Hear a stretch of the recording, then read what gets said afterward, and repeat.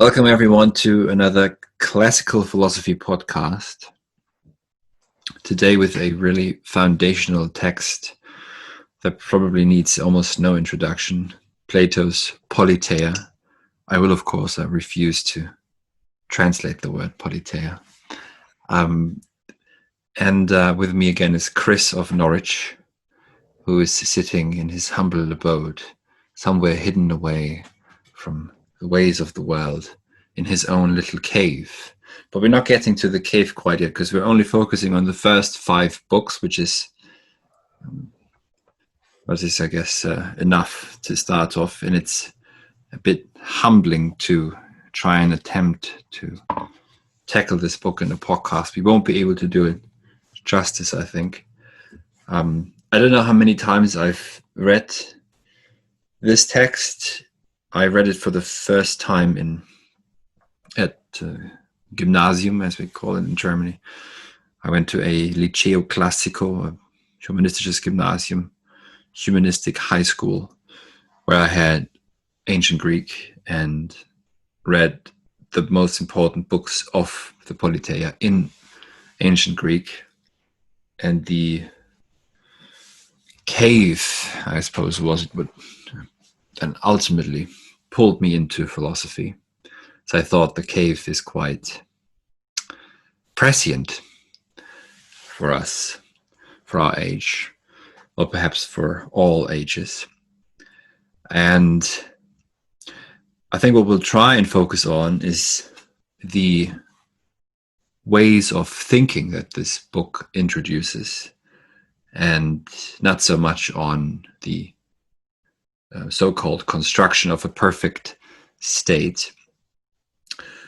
I've read in preparation for this, I have an edition from the Wissenschaftliche Buchgesellschaft in German and ancient Greek. So I have the Schleiermacher translation from the 19th century that I'm reading in German, and I'm reading the Greek as well.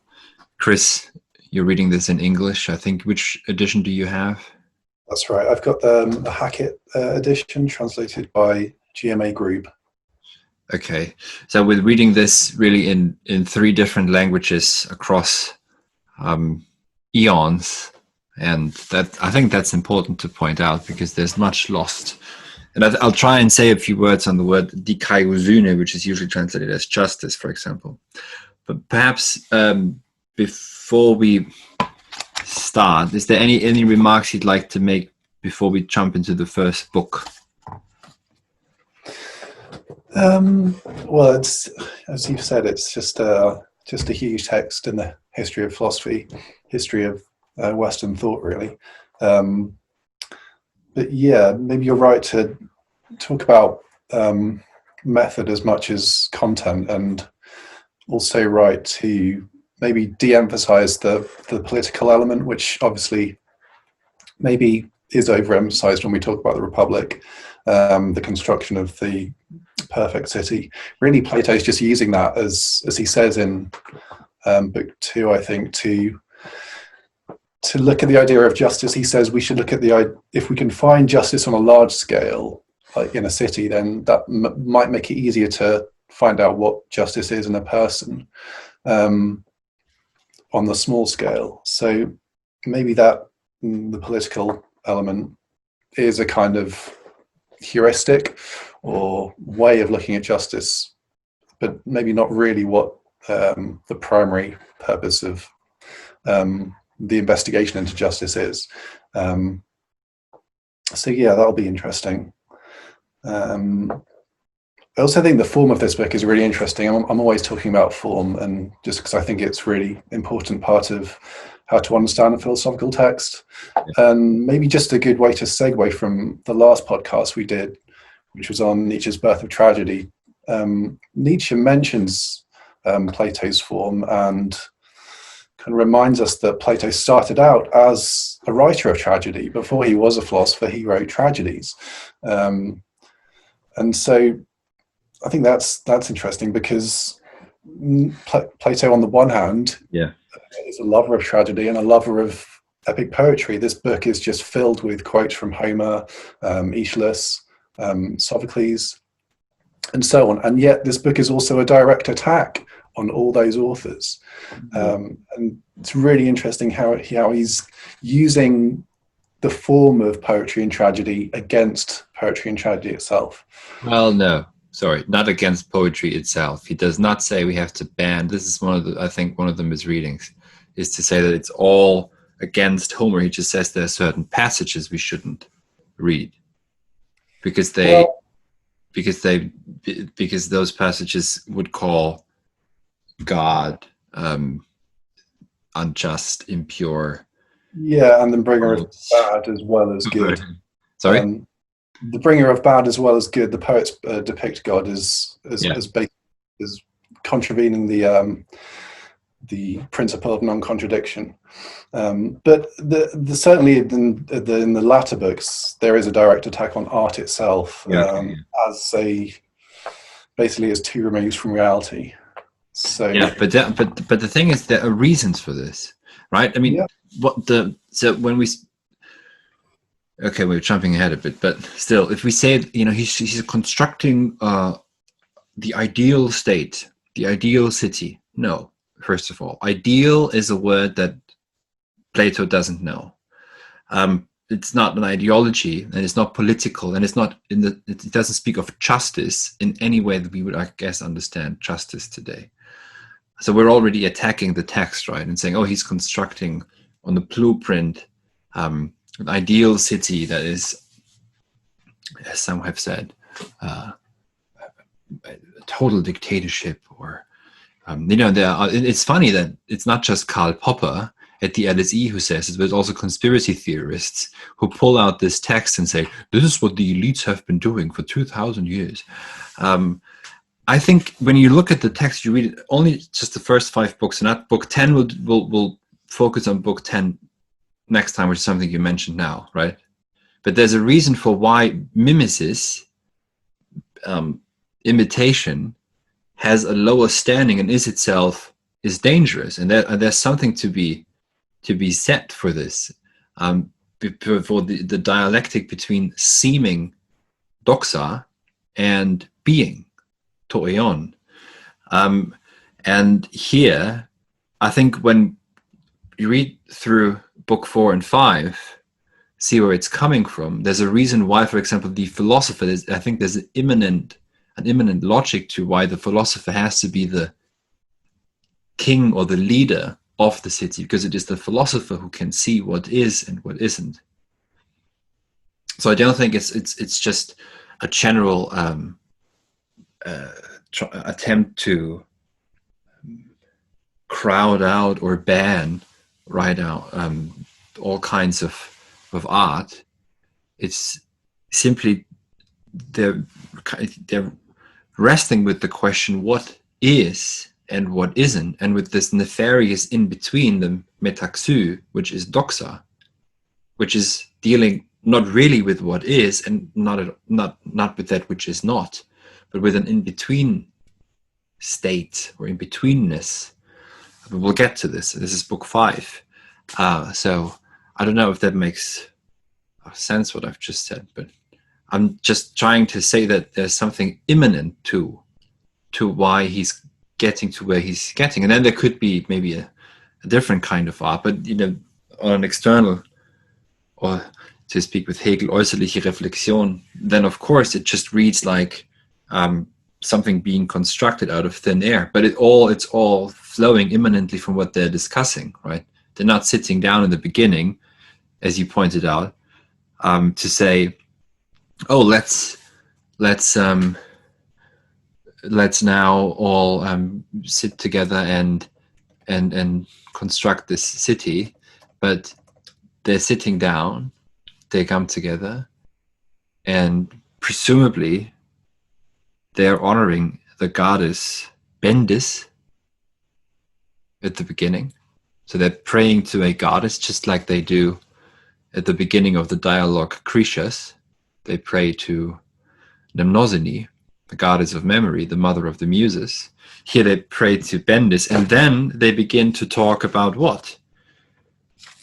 About old age with Kephalos. Yeah. And Kephalos says, and here dikaiosyne, which is translated as justice, comes in. And what Kephalos says, he speaks of being able to be measured in one's life, and in this way, by curbing one's desires and measuring oneself, one achieves Eudaimonia, Glückseligkeit, balancedness perhaps, in old age. And that then leads them on to the understanding of what is dikaiosyne. Dikaiosyne, when we think of it as justice and then politics, in this very modern sense, we have certain connotations of what justice is supposed to be. And then we immediately see something, oh, there's something strange in Plato. But dikaiosyne, dike also means measure and measuredness. And perhaps it's one way of thinking of this is that that which is measured comes together in one, and one is measured insofar as one is doing what according to one's desires, talents, and needs. It's finding your place and acting what one can and what one is given, according to one's soul, right? And we get into the discussion of the soul, but that's, I think, so from the very beginning, what they're after is this understanding of measuredness, balance, etc. But also very early on, what you can see in the first book, this is at 334, 335. I think it's at 334E, 335A, when they ask for what is a friend, who's an enemy. That's when, at least when I read it again, that's when the first time it struck me that the difference or the distinction, and also the kind of strange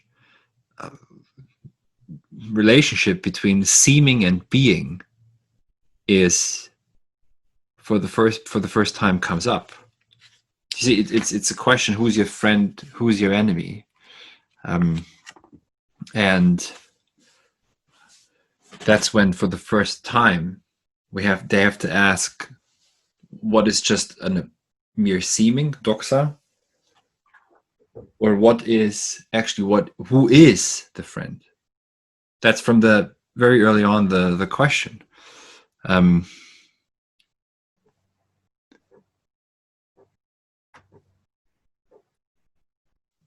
Yeah, and certainly what they'll eventually get to is what Glaucon wants Socrates to tell us is why it's good to not just seem to be just, but to be just. Yeah, that's what the seeming and being will kind of lead up to, and that's, as this dialogue is a kind of a praise of justice, just like the symposium is a gathering where they praise love. A lot of the dialogues are gatherings where they would set out to praise something, and this one is justice. And Glaucon really wants to. It's not sufficient to praise justice to say that it's an instrumental good, is one way of putting it. We shouldn't be just to get some other good. Glaucon wants Socrates to convince us that justice is a good in and of itself.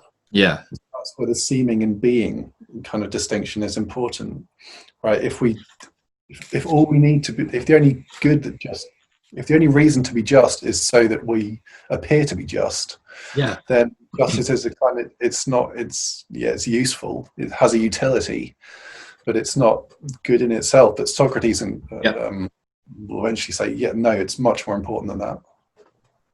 Yeah, and this is exactly, I think, so it begins with a prayer to a goddess, and then with a conversation on old age, And I think that's important just as a hint also to what's going on in the Cretias dialogue, because in the Cretias they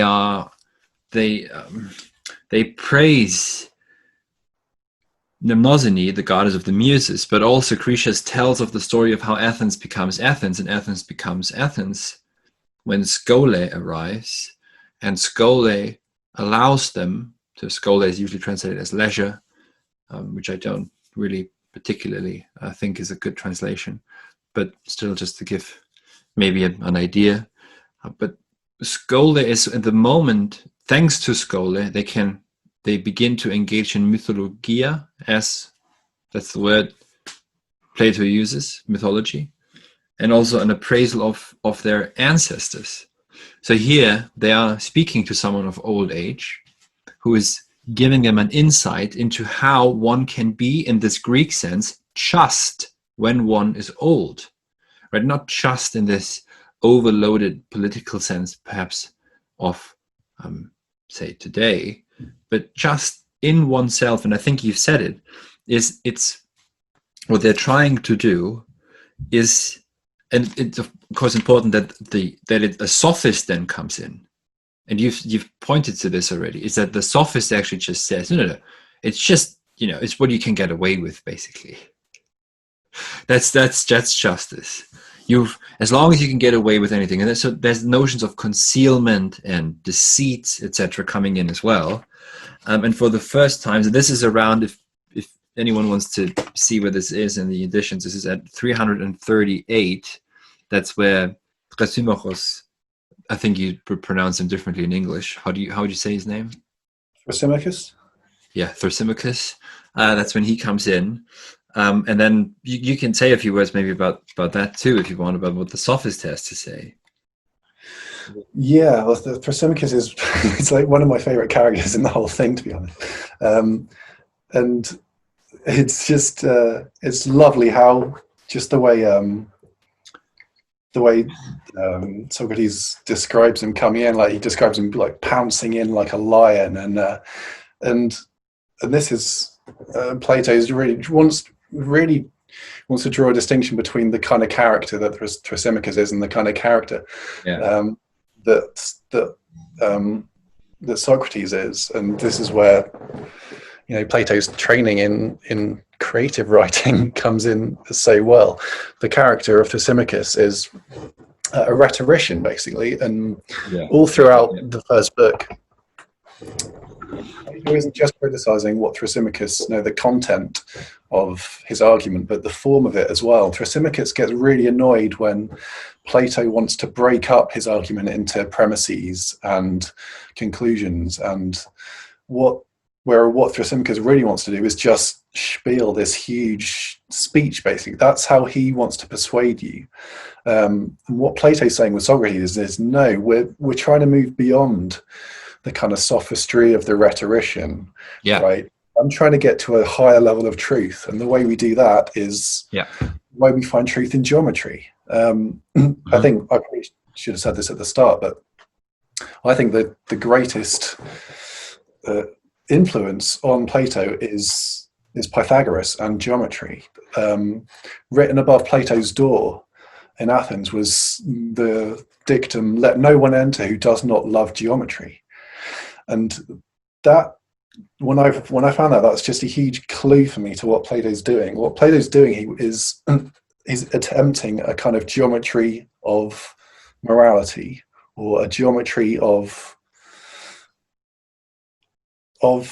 truth, but more than numerical truth, because he's just he's in love with the kind of knowledge that geometry can bestow. He thinks that the knowledge from geometry is so much more incontestable than the kind of rhetorical truth that someone like Thrasymachus wants to get across or discover. And so what Plato's trying to do is get the same kind of truth about life, everyday life, about justice, as badly as that is translated, but through the geometrical method. And what does geometry do? It has stages of an argument. A squared plus b squared equals c squared. First we find out what a squared is, then we do this. And this kind of revelation that comes in these tiny little steps. And then we get to this conclusion or this geometrical proof. And it's like a big aha moment, because it's such provable knowledge. It's such a higher form of knowledge than anything we usually get. So what Plato's trying to do is use that method to find truth about human affairs, like how one should live. So they've kind of gone off there, but I think that's what Plato wants to show us with Thrasymachus, right? The difference between the geometrical mind of Socrates and the rhetorical mind of Thrasymachus, and that's why he describes Thrasymachus as such analytic, emotional terms. Thrasymachus is always saying, gets very bumbled, gets very emotional, and gets very het up and huffs and puffs when Socrates tries to ask him these little questions. But Plato's saying that that's the way we should do things. I wouldn't say that it's just geometrical. I mean, the logos is also in play here, not just geometry. En to logo, in logos shall the city show itself, as Plato says somewhere later on, at 369 C, to logo. But I think with just on what the sophists do, you're of course right to point out that they bluster it up and then they spiel with emotions, and it's their sort of their rhetorical battle strategy is to arouse a certain reaction with their audience, and make them follow along with what they say. And then Socrates comes along and says, but no, how can you say that injustice, this is at 348, is arete and is oibulia? Arete is officially translated as virtue, and is intelligent, or is clever, or is good in that sense. Because arete is the highest form of development of a being. Or a human being is arete. By the way, we weren't allowed to translate arete. Arete, I think, is a more proper pronunciation. Arete, but I'm going to say arete, which is usually translated as virtue, but we weren't allowed to translate that. But then at school, why? Because it doesn't just mean virtue, because virtue can be many virtues, but arete means the highest development of oneself according to one's talents, shall we say, which is therefore connected deeply with dikaiosune, with what we think of as justice. And so here, sophistry shows itself, right, as what it is. It's a strange sort of thinking against thinking, or because there is it's not just rhetoric. It is rhetoric, yes, but there is something nefarious going on. They're doing it, of course, for money, etc., but perhaps also to make void all important concepts or notions, like justice, like arete. It just becomes whatever you can push through in terms of a powerful statement. So it thinks against the logos, and then of course one could say also against if you say geometry, maybe in a more poetic sense, any kind of cosmological wholeness or meaning. Actually, it just becomes I don't know, shadow play. That's a bit of a rhetorical remark too, but I'm just trying to square that with the geometry you pointed to. Yeah. And now what they would like, but so after Socrates shows that, actually, this is something I wanted to point out. At 349 and 350, Socrates takes apart Thrasymachus' argument. And he says here, could it not be that, for example, the musician who doesn't know or have enough wants to have more, pleion echein, more, pleion echein, having. So they want to have more. So there is not a self-sufficiency with the musician or the man of the medical profession who does not have enough, say, knowledge about their profession or understanding of what it means to heal someone or to play music in the way that music plays itself, right? And in this way, and this is a bit shortened, of course, Socrates says, in a similar fashion, the one who is unjust is not self-sufficient, and therefore is not of arete, of this virtue, this highest virtue, which means that he's not in his highest form and is not self-sufficient. So we're seeing something already, a certain hint at what dikaiosune, justice, will mean. Self-sufficiency, that's the classical ideal, right? Is self-sufficiency. Classical philosophy is the name of the channel, but no, it's self-sufficiency that's at the heart of justice, at the heart of this kind of justice, which is about measure and a coming together of all different. So this is how I understand the Syn, the Kaiosyn, a coming together of the various talents and parts of the soul. And then, of course, also parts of the city. This is something you mentioned before. The reason why Plato speaks of the polis is because the particular must always be spoken of in a universal, and vice versa. So, and that now, this is what Book 2 is about. And actually, Plato says it explicitly at 353e, that arete, virtue of the soul, is dikaiosune, is justice. That's the virtue of the soul, is justice. So that becomes clear. The analogy is the virtue of the eye is sight, and the virtue of the ear is seeing. The virtue of the ear is hearing, and the virtue of the eye is sight. He's drawing that from those premises, isn't he? Right. Yes. But that's by analogy, I think. And then in the second book, they move on to do something to address justice or dikaiosune in a way that it's not been done before, as is pointed out, which is now. So it's first of all, it belongs to that which is most beautiful, because it's di auto. So it's desirable, di auto, by itself. It's just by itself desirable, and not for its consequences. Yeah.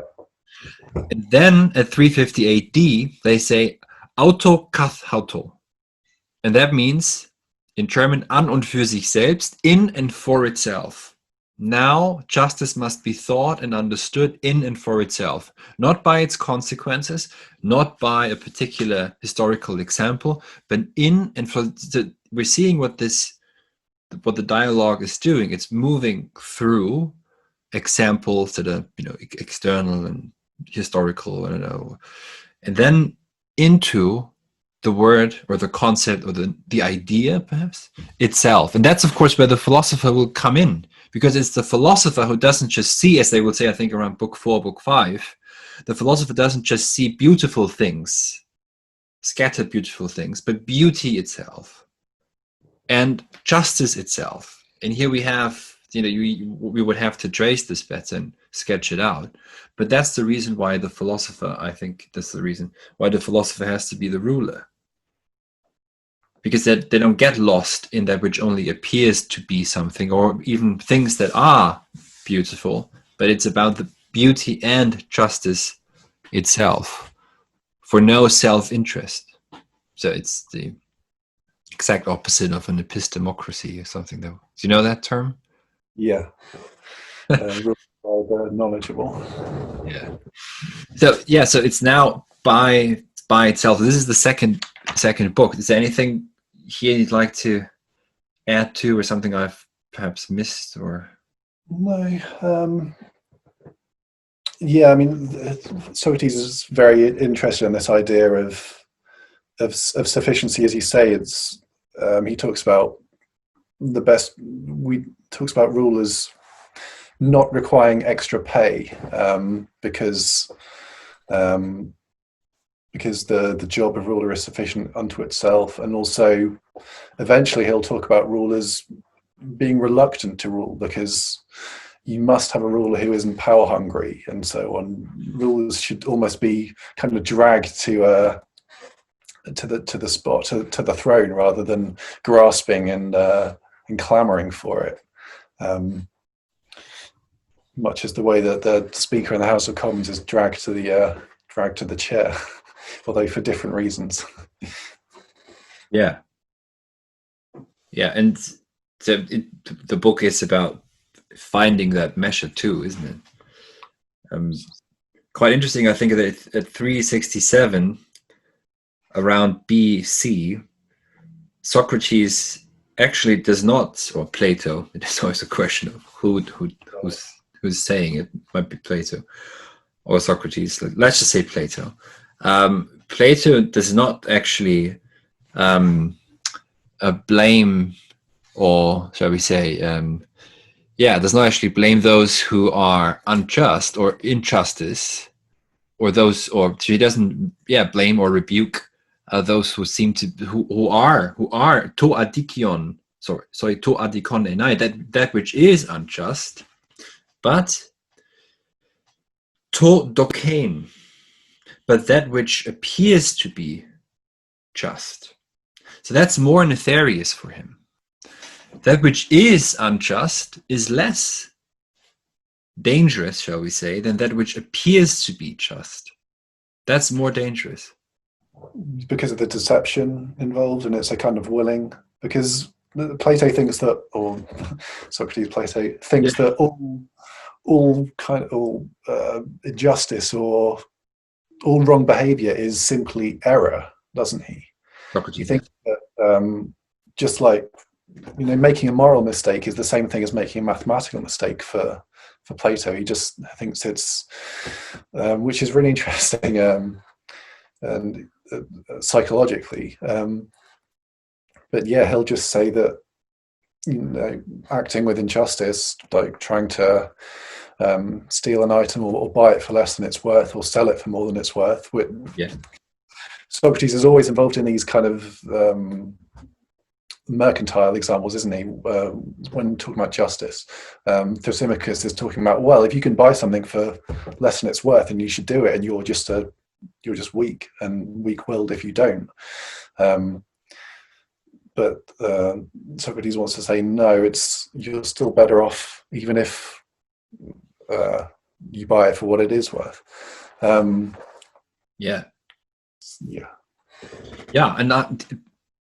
And so that's the Socratic ideal, which is of education that you mentioned, which is also hugely important in this book, of course.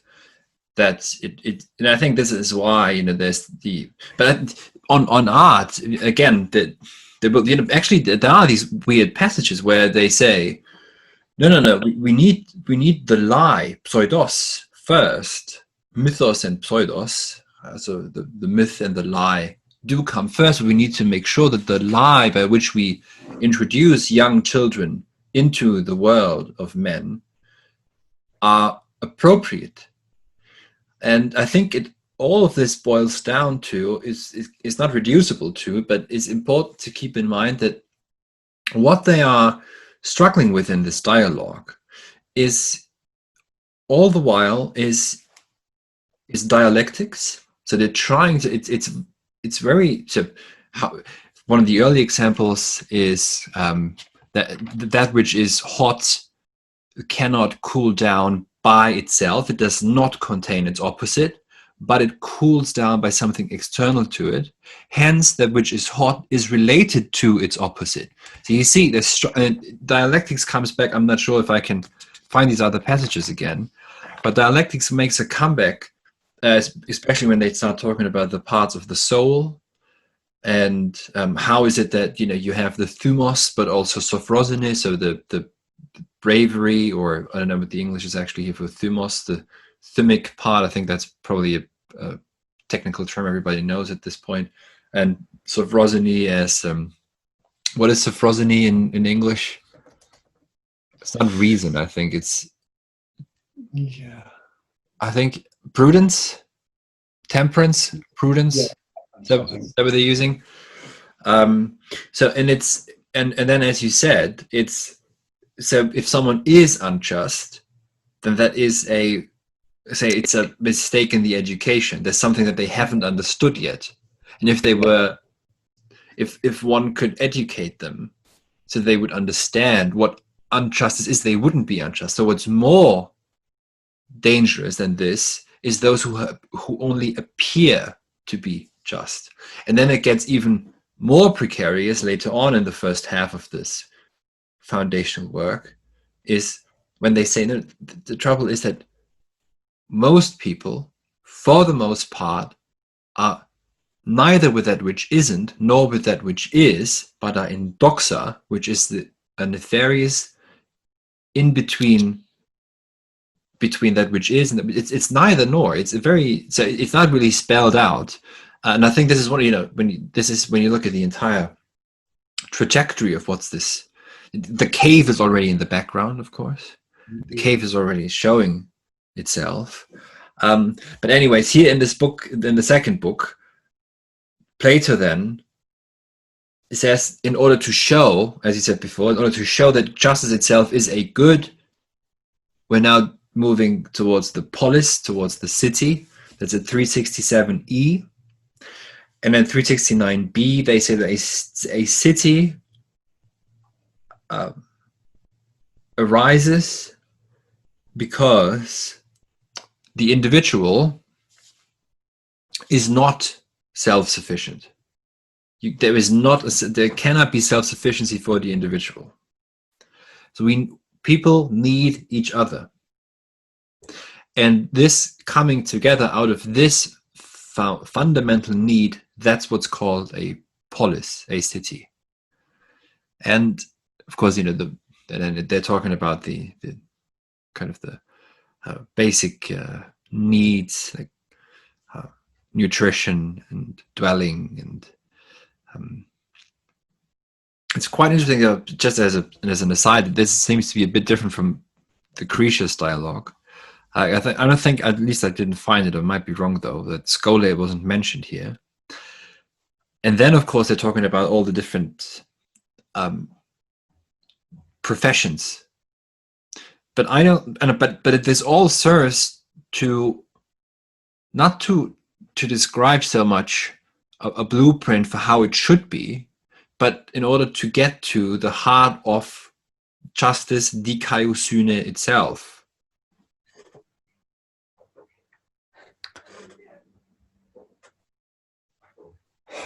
Yeah, absolutely. As I said, Socrates uses the words he uses are like, imagine we're trying to read a tiny script, something in very small letters, but we know that the same sentence is written in large letters somewhere else. And this is the analogy he draws with the relationship between the state as a whole and the individual. So if we can find out what justice is in the state or the polis, then we'll find out what it is in the individual. And what you were saying before about proportion, this is kind of what he's getting at. If we can, Socrates thinks that justice is a correct proportion of a makeup of various things. So if we can find that proportion and the elements that make it up in the state, then we'll be able to find it in a smaller proportion, in same proportion, sorry, but in a smaller quantity in an individual. And this is where he gets to the tripartite state and eventually the tripartite soul. And here, just to point this out again, at 375 B and to D, the guardians are mentioned, the guardians of the polis, and so they will be mentioned, quite a few times, obviously, but they must be able to, it seems, to achieve or accomplish or perform and act the seemingly impossible, which is they must be able to be mild and friendly to their friends and fellow citizens, but they must be harsh and brutal to their enemies. So they are at once Hama, sanftmütig, mild, which is in Greek megalothymos, of a grand thymos, but they're also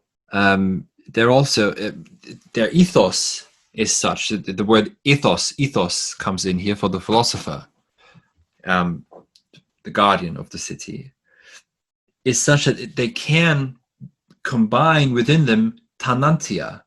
Tanantia, you can hear anti, that which is opposite of each other. So again, you have the issue of dialectics coming in. And if we read this from Hegelian notion, äußerliche Reflexion, superficial or external reflection, then it's just describing some ideal human being. But if I think there's another way of reading this with it, which is, it is in philosophy, that means in dialogue or in dialectics, where these opposites must continuously be thought through and understood, right? One of the things I said in a talk I gave a couple of weeks ago at the Stoa is that we it's not about solving the problems, it's about thinking. We have to think. We have to be able to think. How is it that one is many? That there is obviously a great multitude of everything, but at the same time, there must be a sense of, say, oneness too. And that's it. Why? Because if not, then you have just sheer chaos.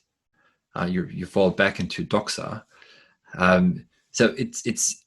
I think what they're saying here, and this is kind of what the dialogue you mentioned form before. I mean, the form is decisive. It's a dialogue, so it's not someone preaching. It's like, here's my 100 steps to building the perfect city, and now off you go. It's a back and forth, and then they're coming back in book 5 to how they began with Thrasymachus. Sorry, that was poorly pronounced. And it's. They're always and everyone. Glaucon, a brother of Plato, isn't he? Demontos is another brother of Plato. They're all in on the conversation, and they're trying to understand what justice is. And in that sense, it's developmental. No, that's really. I think that's a really good point. Plato's one of the great ways to difference this from, say, Aristotle, say the Nicomachean Ethics, is that, as you say, Aristotle is just even though he didn't write the book, his son developed it from lecture notes, but it is a text in moral philosophy. It's the result of an investigation that has been developed and formalized and kind of set down. Whereas this is completely different. I mean, Plato wants his readers to do philosophy. He doesn't want them simply to accept whole the content of his philosophy, let's say. He wants them to do the activity of philosophy. And that's why dialectics, as you say, is so important. I mean, there are lots of mistakes in this book, to be honest. In book 1 especially, Socrates isn't really on top form against Thrasymachus. He eventually comes up with a way to defeat, maybe a too strong a word, Thrasymachus's argument for a definition of justice as what accrues to the benefit of the stronger. But he's not on top form, as I say, and a lot of scholars believe that that book one was actually written a long time before the rest of the book, and Plato himself calls it a prelude to the rest of the book. But even in later dialogues, like the Phaedo, when Socrates is talking about the immortality of the soul, he'll run through a set of arguments to get to the conclusion he wants to get to. But he's constantly revising and constantly changing, and some of the arguments are better than the others. So what's happening is he wants his readers to engage in the practice of philosophy. Yes. And so, yes, and also dialectics is warded off sometimes, but then sometimes not, because dialectics also can be, again, a dangerous enterprise, because it actually can be misused and abused by the sophist. The sophist can use dialectical arguments to confuse his listeners, to make an argument in favor of injustice, which is a dialectical argument, and say that injustice is just, right? But then pervert the what justice is, and that's why even Hegel, in his Science of Logic, speaks of the in and for itself. You have to have a few categories that are in and for themselves, and then they are dialectically forgotten, but then also remembered in the next category. And here, it's then becomes clear. So just to point this out, maybe even because more clearly, they're beginning to try to understand dikaiosyne, in the Greek, auto kath auto, in and for itself, precisely for this reason, that it wards off these abusive dialectical attempts of sophists. And then, however, but it still remains within a dialogue. It still remains in a, not a conversation, but a dialogue between several thinkers who are also, as you say, always coming back to what is even just the right method now. And it's developmental. It's not giving us the sort of the final argument right in the beginning and then just trying to argue for it. It comes. This is why I think at this point already it should be clear that it no longer makes sense to say they're giving us a blueprint for the perfect city. That would be such a superficial reading of this text, because they're trying to show how the universal and the particular are always in an interplay between the two, and how that comes together really, and why ultimately there is a need for a polis and a good order of this sort. But sure. I think the thing you're definitely right in that he's not trying to construct a politics in this book. I think the word blueprint is really interesting, because I think Plato believes that a blueprint of let's say a house is a truer depiction of that house than say a painting of it, or simply looking at it from an eye, because it's a mathematical approximation. It has the angles, it has the dimensions. So that's a different way to look at what Plato's doing with as you call it, the blueprint of society, of the polis. He thinks it's not an IKEA handbook on how to build the perfect society. What Plato's doing with the blueprint idea is to show us that we should be talking about things, the complex doxa, complex things that appear varied and complicated to the eye, but in as mathematical a way as we possibly can, because that way is the closest to the truth. Where does he say that it's mathematical? So no, this is just my personal reflection on it. But he doesn't say this in the first 5 books of No, all. no. No, this is just what I think he's trying to get at with the breakup and breaking up society in this way, splitting it up into, you know, the tripartite form of the polis. Okay, yeah. So that's why you think it's mathematical. Yeah, but it's not mathematical in any contemporary modern sense. No, No. it's not. And it's not a model either. That's what I'm trying to say. It's not. Yeah, no, that's what I'm saying.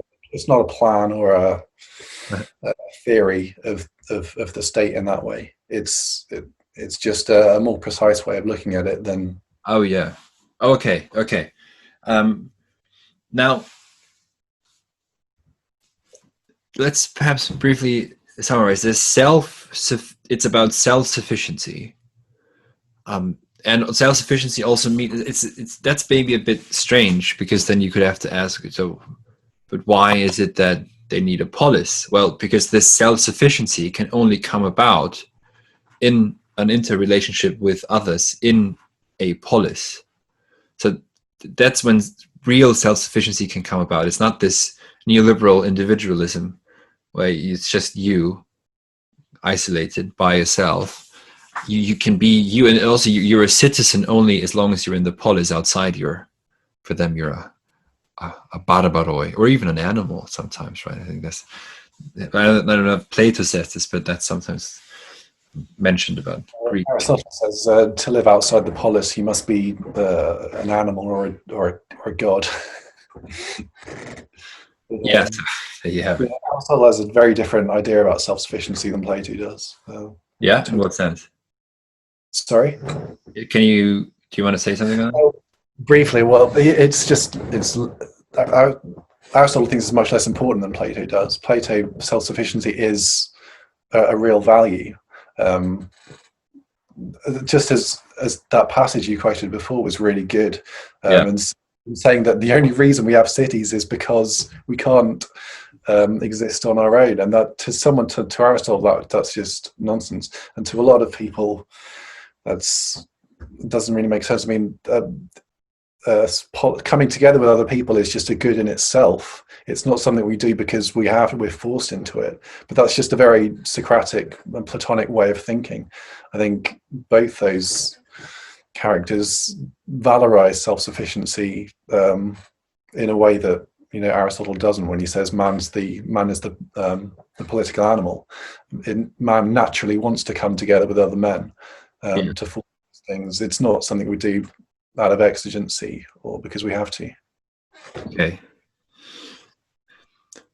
Yeah, just briefly, towards the end of the second book, Paideia, education, formation of the guardians and children in general is mentioned. Gymnastics and musical education, and that includes logoi, which means speeches, not just mere rhetoric, but speeches that speak from logos. However, the child is at first formed by pseudesin, by lies, we would say, and myths. That's explicitly mentioned at 377a, for example, because the myth, the fairy tale, as Schleiermacher translates myth here, if they are chosen properly, then the fairy tale is a more appropriate way to induce or introduce the child to the knowledge that it will require to guard the city, if that is its ultimate task. Now, why do you think that is? Have any thoughts on that? Well, as you say before, maybe I went too far in saying that poetry and tragedy are to be are opponents of. Yeah. I still think they are in an important way, but as you say, it's the content of these poems and tragedies as much as the form itself. These poetries and tragedies can be important tools of formation, as you're saying. The problem Plato has with tragedies is that they valorize, they produce excessive emotion in the people who are watching them, and just like self-sufficiency, equanimity, as the word is valorized extremely highly by Plato and Socrates. When stories of Socrates going off to the Peloponnesian Wars, who suffering incredible hardship, and yet making nary a murmur, with walking with ice cold feet across hundreds of miles, and Socrates was always the last one to need a blanket or to need help in that way. And Socrates was also extremely even-tempered. He could drink more than anyone else, but he'd never get drunk. And Plato says some extraordinary things. This is anticipating the later books, but he'll say things like, even the death of a child should not be mourned excessively by their parents. And tragedies are kind of traffic in emotion and in excessive emotion. But as you're saying, the form of stories, there's nothing wrong in them in themselves if they can be used to form citizens of the polis in an advantageous way. It's simply that the stories that we have create wrong-headed ideas in those who view and hear them. Yeah. It's also very important to point out that it's not just any lie, right? Because some commentators have made a lot about, societies are built on lies. No, it's fairy tales, right? Relax. It's not just outrageous lies. No. It's fairy tales that have, to speak in contemporary terms, of a certain morale that they transmit. For example, thou shalt not steal, thou shalt not lie, don't trust a stranger, as for example, Hansel and Gretel. A contemporary example is, we're in a very unpatriotic moment at the moment, but not too long ago, it wasn't crazy to tell stories of heroism in battle, and kind of patriotic stories like this were thought of as, even if they weren't completely true, they were beneficial to morale and kind of patriotism and national unity and identity and those sort of things. Yeah, which Plato has been very happy with.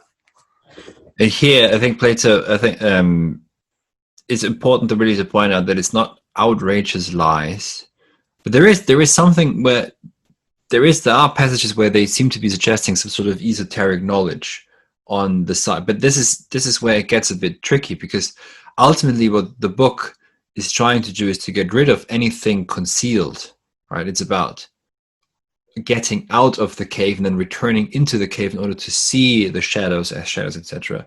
But here, and Schleiermacher translates the word hyponoiasis as verborgener Sinn. So hyponoiasis, it could also mean concealed sense or concealed meaning. That's Schleiermacher's translation. Hypo does have this prefix, does have the connotation of concealedness, but it could also mean something like a deception. And the good fairy tales, the good pseudos, the good lies, so as it were, they don't try to deceive. They're trying to say something in a metaphorical, perhaps, or allegorical manner, so that something does disclose itself, some truth comes across in the child, and it's just better than hammering into the child the stories of between being and seeming, etc. No, this comes much much later. And in a concealed sense for Hegel, there is no way of forming a child or forming a guardian. Heidegger will be the first thinker in the Occidental tradition who will focus on, and we can maybe talk about this briefly then in the next one on this, on the second half of the book, on concealment. But not Plato. Plato crowds out concealment of aletheia. It's all about the disclosure, making transparent what is and what isn't, to get over doxa.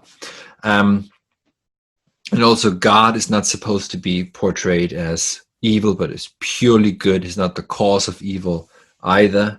And the reason for this is for these good lies to be told, which are fairy tales that lead on this path, and then later on the true stories, as it were, about this, is because everyone, Plato says at 382b, everyone within themselves, within their soul, wishes to know the truth, and that which is ta onta, the being itself. And no one wishes to deny being, and no one wishes to remain in untruth.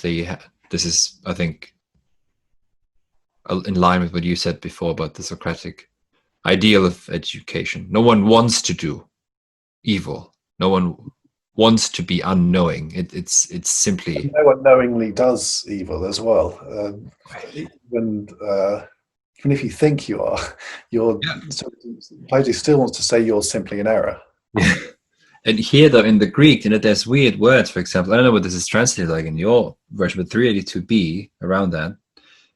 In Greek, it says alethos pseudos. So that means a true untruth.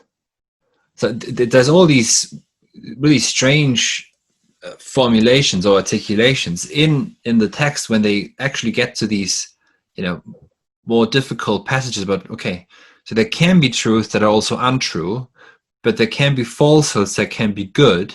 So there can be true untruths.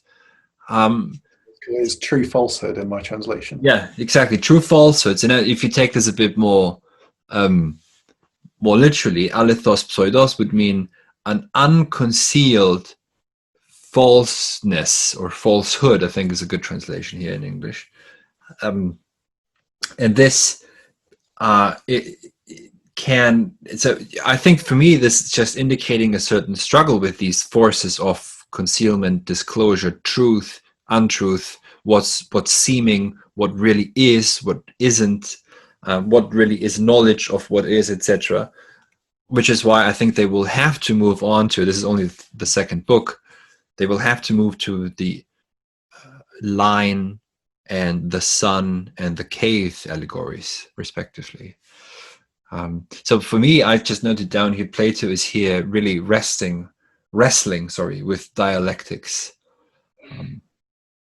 And also with the problem of what is untrue, what is unconcealed, what is hidden, what is false, and how they are always still interconnected and never quite perfectly divisible, perhaps, as they would like to have it. But that was just a thought here. And then we can move on to the third book, which then is about what kind of, in the beginning, what kind of verses from the Iliad and from the Odyssey should be banned. Because the gods are supposed, and actually he quotes several passages that would be fine, because there the gods are portrayed as measured and well balanced. So it's not an entire abandonment, but it's only where the gods are out of. Yeah, a heavily censored version. Well, Homer.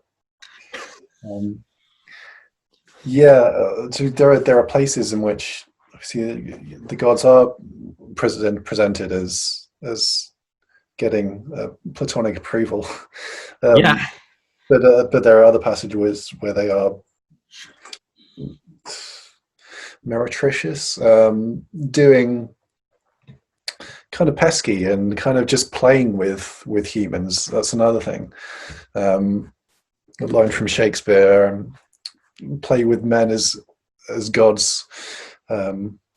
Well, men are as flies to small boys, as we are to the gods." I think he says in Hamlet. We're kind of the plaything of the gods in a lot of passages in Homer. Obviously, Odysseus is blown kind of around from one island to another and back again in the Odyssey, and so the gods do kind of mess with humans for their own amusement, and which Plato is strongly against, because, as we'll later find out when we get to the forms, God basically, it's what you say about unity and division. The gods, or the one God, as I think Plato will eventually want us to believe, is unity, is in unity, not contradictory. But here's something that's really important: is so you use the word censorship, right? And now to contemporary listeners, how can you? Censorship is evil. We have a free speech and blah blah blah. And it triggers all these kinds. It's really triggering, right? It's so troubling with the certain words we use. It just triggers immediate responses without. But think, there's a very, very specific reason why certain passages should not be taught specifically to children. Specifically to children, it's about Pythagoras, about how to raise and form a child. That's what this is about. And in 395 C and D, he says ektes mimeseos, which means from. Ek means X, right? Out of. Tes mimeseos, from imitation. Tu enai apulaususin. From imitation, enai is always being. Being will be carried forth. So what this is what I said in the beginning. What we'll focus on is thinking itself. What they're trying to show is that from imitation, from mimesis, being itself arises. Hegel will be one of the few philosophers in the tradition who will focus very much on seeming and being and their relationship, and how being can collapse into a mere seeming, and how seeming can become being. Here's an example. You're an actor. You act, and you have a female counterpart, but you're married. Now, in the act of acting a role, a character, you're taking on a different personality on stage. You do this over several months, perhaps, or every year. It might be that the mere appearance of the portrayal of a loving relationship between the one actor and the female actress, that actually becomes being. It is at some point a loving relationship. So mere seeming and mere imitation can become being. That's the literal quote, 359d, ektes mimesios, from imitations, from mimetics, tu enai apolaususin. Thus sign, being is carried forth. Tu enai apolaususin. So imitations, and this is another quote, can in fact trespass over into ethos and physis. Ethos is the ethos, the character perhaps, and physis we usually translate as nature, but in the more Heideggerian way we could say physis is that thanks to which we find our stance. So this is why there is a certain, there's an insight perhaps here with Plato that perhaps wasn't there in Homeric noble society, that mimesis is once we become philosophical in our history, in this manner of trying to understand what does it mean to be, what is this, what isn't, that's when we also have to think about that something can just appear to be, and that something that just appears to be can by its appearance become being. I mean, look, it's to some degree this is still going on, but this is a bit people say of memeing something into existence. So the meme here is, of course, not mimesis, not to be conflated, but there is a mimetic art at work so it can become kind of real. It can manifest itself, and this is why I think there's this warning. Absolutely, yeah. I mean, we don't have to think back very far to see this in contemporary society. Think of the banning of certain music. I mean, the BBC for a long time would ban records if they were thought to be, if they thought that young impressionable people would kind of imitate the messages that were being conveyed in the music, and that's why they were banned, and they were those parental advisory explicit lyrics stickers put on everything, which of course made everyone twice as interested as listening. Yeah, but this is very important to. I don't think you should make a normative point about they shouldn't censor anything. But no, yeah, exactly. But so just to make this very clear, what we're trying to say, what we're trying to say is that this insight has not gone away, and is still very much in place. This is, I think, what you, Chris, just tried to say as well with this, right? Is that you use the word impression? Is this what you try to say? You use the word impressionable and imitation. And in the word imitation, you have the word mimesis. That's where it comes from. Imitare is a Latinized version of mimesis, of the Greek mimesis. And here's the dangerous part, or maybe the good part. The danger is always where salvation grows, yada yada, as Hölderlin said. No, but there can be imitations of something good, according to Plato, or something that is harmful to him, to the soul. Pola plus, for example, 397d, he speaks of pola plus, of manifold men shall not exist. So in the first line of the Odyssey is in Homer, andra moi enne pemusa polytropon hos malapolaplanti. So that means andra moi, man, me, is a sing to me, muse, andra moi enne pemusa polytropon, of the manifold, or the many. I have to look up the word. Probably don't even find it in German. No, it's old German. Vielgewandt. The manifold, the man of many gestalts. Odysseus is the man of many gestalts. He's got many faces. He's not pure. But this is supposed to be crowded out, because arete, he says in the same passage, is only achieved by focusing on one task and one role.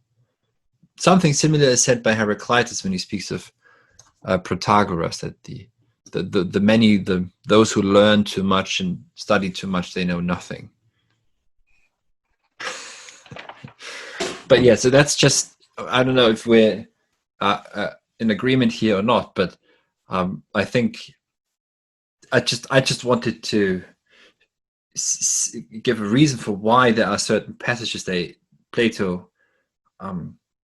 thinks they should be sort of not allowed, because mimesis imitation leads to being.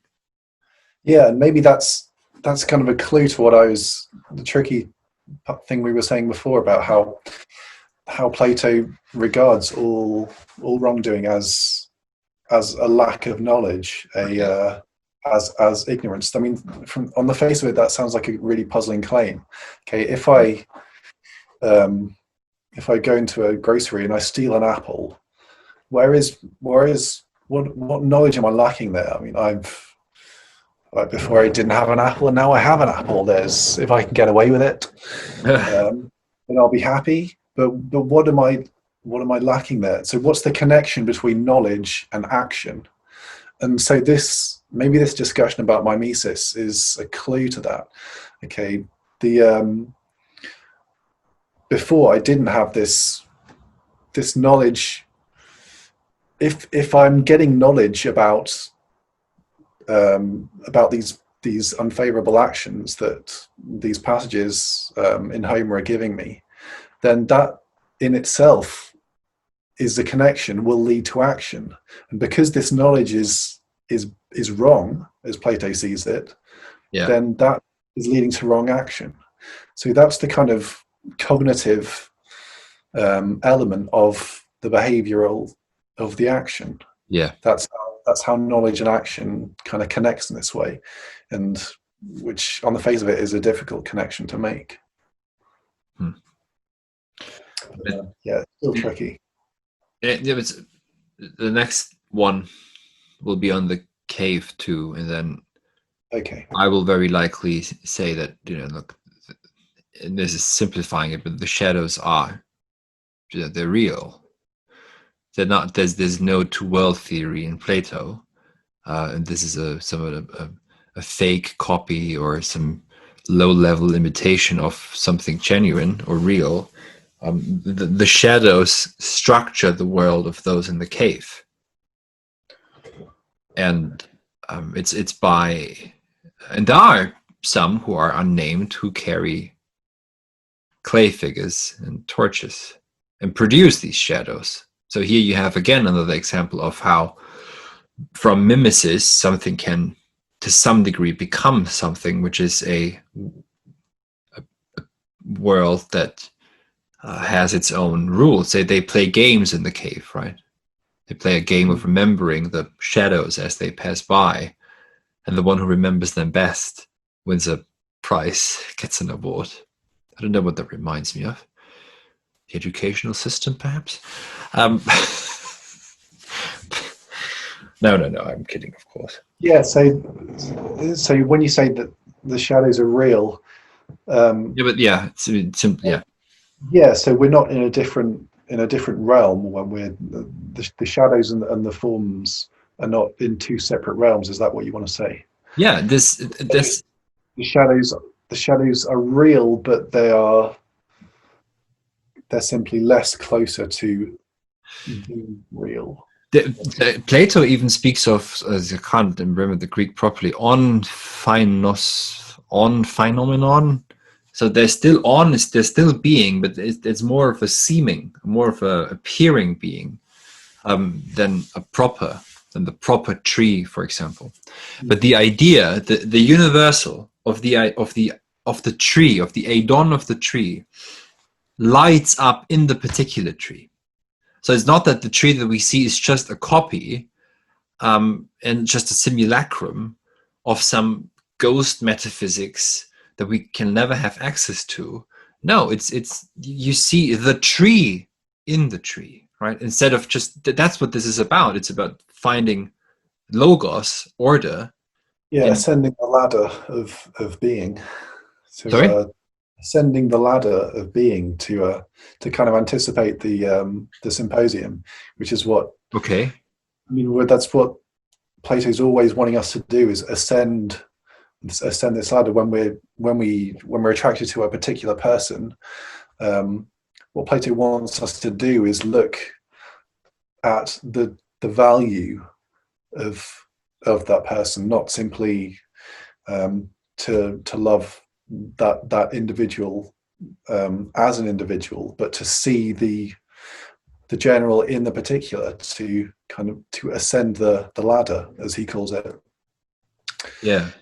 From the beauty in an individual person to ultimate beauty. Yeah. And what Plato thinks is that all this goodness is commensurable. We're ultimately talking about the same one thing whenever we talk about a good-looking person or a good law in a state. It's all trafficking in the same value, basically. So whatever we're looking at, we can extrapolate, we can ascend the ladder to something more real, which is what he thinks the practice of philosophy is there for us to do. Yes, but yeah, okay, we'll get to this next time. But to get to not more real, because okay, they actually say something like malon, enai, etc., but to that which is, right, rather than just a doxa about something. And I think what it's also trying to tell us is that we can only see a particular tree thanks to the universal. Hegel will try and solve this to some degree. Kant does, and then traps us in the cave almost for good, because the outside of the cave for Kant is the noumenal, but we'll get to that. But there is something strange to at the end of Book 3 at 415c or 415a. It begins with the myth of the origin of the three castes of the golden soul, the silver soul, and the soul of metal. Is it, or what is the English? It's iron, I guess, not metal. Iron.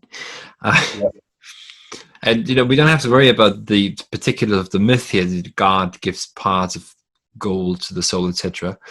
But there is something where they say, Socrates says this here, or Plato, is that this myth is supposed to be made, mechanen, that's where you have the word machen, make, machination from,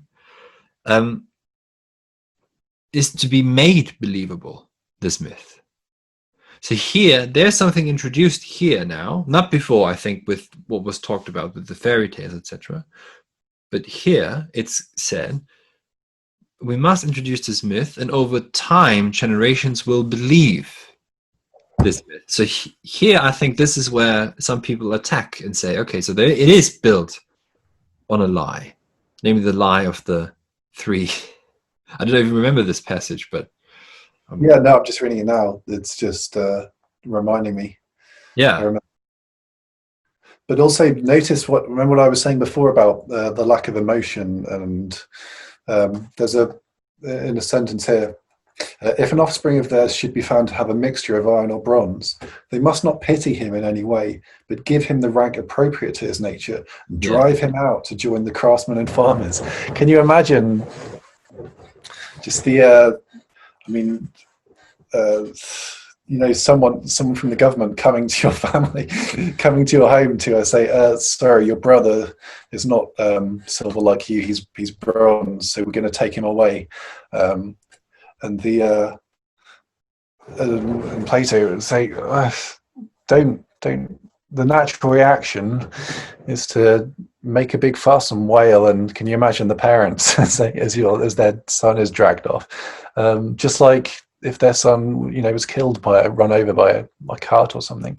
But Plato's constantly saying, no, this is one mustn't become caught up in emotions or compassion, pity. These are obviously emotions that Nietzsche will talk about a lot as well. But just to accept this because because truth, the logos, mandates it in this way. So I just found that interesting. Yeah. But just the kind of submission of emotion to knowledge, I guess that's what I'm trying to get across. That's what Plato always wants us to do, is in whatever kind of tragic things that happen to us, or we have to, again, we'll later come to the the tripartite soul and harnessing the thumos to the carriage of reason, and reason always being in control of the other two. And thumos goes to reason, not to desire. Interestingly. Do you agree? I don't know. That's what Plato wants us to think, anyway. If we move on to the fourth book, it's a Demontos, I guess, who now takes up the dialogue with Socrates, and the city is supposed to be neither rich nor poor, but measured. Again, and then this is not some superficial point. It has to do with dikaiosune, with this notion of justice, which is balancedness, measuredness, everyone in their place. Hence, the city is just in and by itself, auto kathauto, in and for itself. Apollon is the god of this polis, and his orders shall be followed. Just to mention this past, and then the city is described as wise, brave, prudent, and just. And those four virtues is the Tugenden they speak of in the German translation. Four virtues are those of the those are the polis's virtues. Sorry, and here's something though at 428e, which is something I've hinted at before, is that there might be. So it's on the one hand all about transparency, disclosedness, no concealedness. However, at 428e, Plato says only the very few are supposed to participate in knowledge, episteme, which no longer there's no further mentioning of what this knowledge is here, at least. And of course, it means the knowledge of the ideas or the form or the good, etc. So to me, this is an esoteric knowledge, at least on this reading now. It might change my reading. I don't know. It might change my interpretation again in 10 years from now. So, but for now, it seemed to me as some sort of an esoteric knowledge because it's only open to the very few. Yeah, he says, and to this class, which seems to be by nature the smallest, belongs a share of the knowledge that alone, among all the other kinds of knowledge, is to be called wisdom. Yes. My translation. So this wisdom is a different kind of knowledge, as you say say the knowledge of a craftsman might have, or a doctor. And here's something also. Just I'll maybe just leave breadcrumbs. The city the polis is wise then, because it is led by those very few who have access to this knowledge or wisdom, and it's almost it's something that's rare, it seems, or maybe secretive, and there's a place for it. It's to me it was described locally, and from this place, this wisdom branches out across the entire polis, but it need not concern, say, those of the working caste, or the iron caste, as it were, the workers, the farmers, the craftsmen, tradesmen, I suppose, would be in that too. So that was interesting. There's certain, to me at least, it seemed like I don't know. Do you agree with this? Do you think something else? Yeah, no, this is also a very Confucian idea. I don't, not to draw away from this, but that's precisely what Confucius says. That the state will be wise if the ruler is wise, and I mean, Confucius is slightly different because he'll say, but just the mere influence of the ruler will kind of impress upon his people to such an extent that the state will become wise. And Plato's saying a similar thing. A state isn't wise because everyone in the state is wise. The state is wise because the ruler is wise and the people follow the ruler. Yeah. So yes, those two ideas are very kind of a good description of the ancient versus modern dichotomy, right? The modern ideal is that latter kind. The state is wise because everyone is wise. Education for all, scientific knowledge for all, and this modern ideal is that of enlightenment is that's a good way to think about the kind of the leap from the ancient to the modern world. Yeah, but to me this is striking, and I haven't worked this out yet. But at once, maybe we can get to this the next on the cave. But here, it seems to be, trying to crowd out, as I said before, concealment.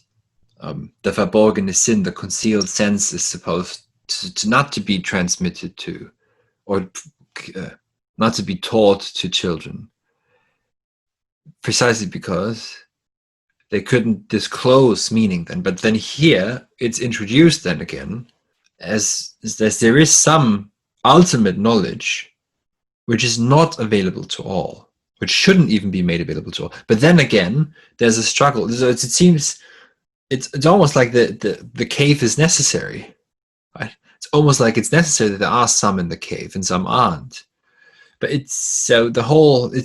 that's why I'm, I think, and a superficial, I think a superficial reading would mean they're really just telling us how to build a totalitarian society.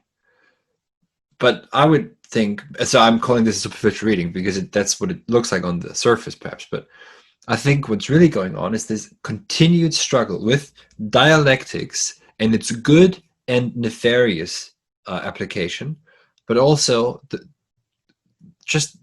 once you start to ask what is something, how it becomes very difficult to find a definition, a determination, what is, what only seems to be, what is not even, etc. So sorry. Yeah, that's right, and just the word definition is really important, because how many Platonic dialogues are involved with precisely that, finding out the definition of something. Obviously, defining justice in this way, defining love. Precisely, yeah. As you say, and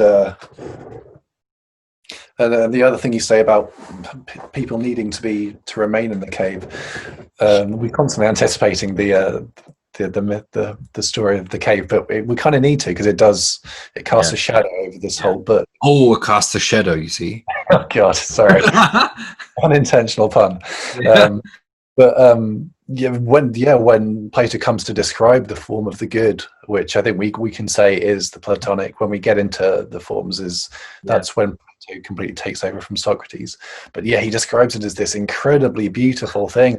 It's almost like, once you see it, it's very difficult to tear your eyes away from it. And this is why he describes, the ruler returning to the cave to lead everyone else as a very uncomfortable but necessary thing. And that's why he also describes the person in the political sense, the people who are rulers, being compelled to do so, as I said before, and not something that you want to do. Is because if you are capable of being a ruler, then really you have this incredible knowledge, this wisdom of being, and it's really quite annoying to rule, because you'd rather just be contemplating the forms, because there's nothing better than that. But you are compelled, or it is right that you return to bring wisdom to the polis, not by giving everyone else wisdom, but by simply leading them wisely. Out of compassion, according to Plato. Yeah. Oh, that's interesting. Returns I'm not remembering the Greek now, but out of compassion. Okay.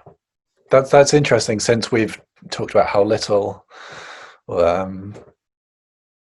maybe not how little, but how emotions like compassion can kind of get in the way, that can kind of overrule or can crowd out reason. But it depends all on what the Greek is, and we'll get to that. But this archetype of a story of the polis is recurring everywhere, and I think the importance is, this is something I've thought about but haven't written about it or anything, so I haven't fully thought it through. But just now, as we're talking about this, when you think of the Brave New World, the city of the Brave New World, I don't know what the city's called, but still there is an outside to it.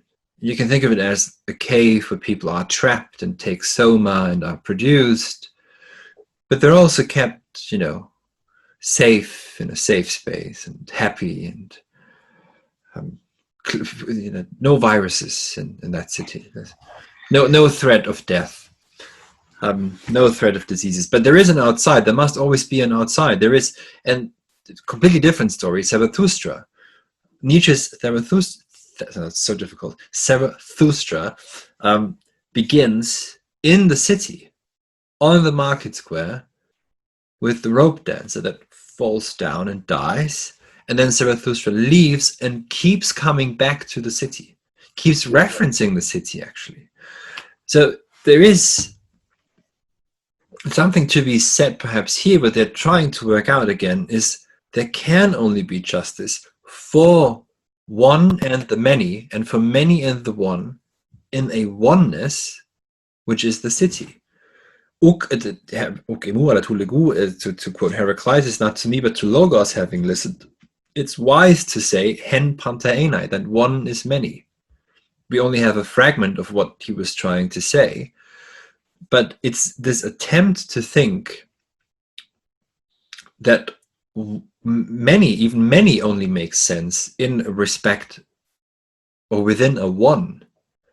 In order only makes sense in terms of a larger order, right? And so perhaps this is what is also being worked out here. And it's precisely not then a model, or, as I said before, a blueprint, because it's a dialogue that is going to trying to define or determine what, for example, the kaiosynes or phosyne, etc., is, but then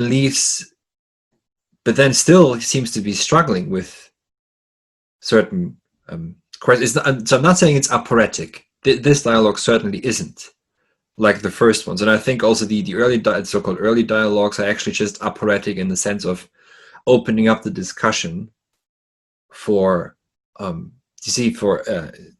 actually they lead to these dialogues where very clearly it's said what justice is, or arete, virtue, is. And of course it's by a, the question is, of course, can a universal be taught? Can we teach arete? It's just a universal concept. Can we teach a universal concept? How do you teach a universal concept? Do we teach it by teaching particular virtues? Do we then get to, can the many or the parts of the whole added up and then form the whole? And I think the story here is, of course, no. We need to be able to see the whole first, however this occurs, and then we arrive at the particulars from this wholeness. If not, we're scattered.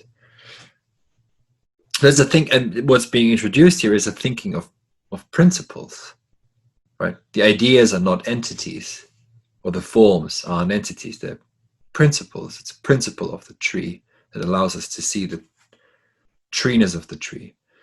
And this is, by the way, just maybe out of interest, what we now call German idealism, or Kant, and then Salomon, Maimon, and Schelling, Fichte, Hegel, to some degree Hölderlin. What they realize is that the Greeks made no distinction between logic and ontology. And that's what they will begin to draw, this distinction, is that we must sort of get the logic right first and then move back into an ontology. But I'm getting a bit all over the place now. At 429, there's something striking too. Those who are brave must be able to focus on todeinon, which is the terrible, or the depending on your translation, might be the horrible, todeinon. So they focus on the horrible, and by focusing on the horrible or the terrible, they remain brave. It's not mentioned what todeinon is. Maybe if it's still in a tragic sense, then it's the uncontrollable. And again, at 430a, there's an analogy of coloring wool in purple, I think. And it's again this a point about mimesis, about how it's only when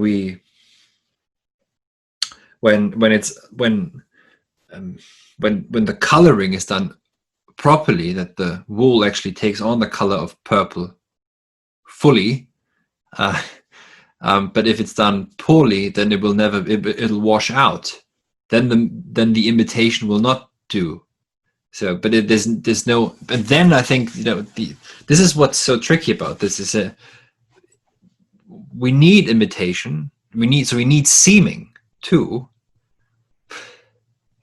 Then we also need being, of course. So, but I can't say any more about this off the cuff. It's quite difficult. Then we move on to Sophrosine, to Prudence.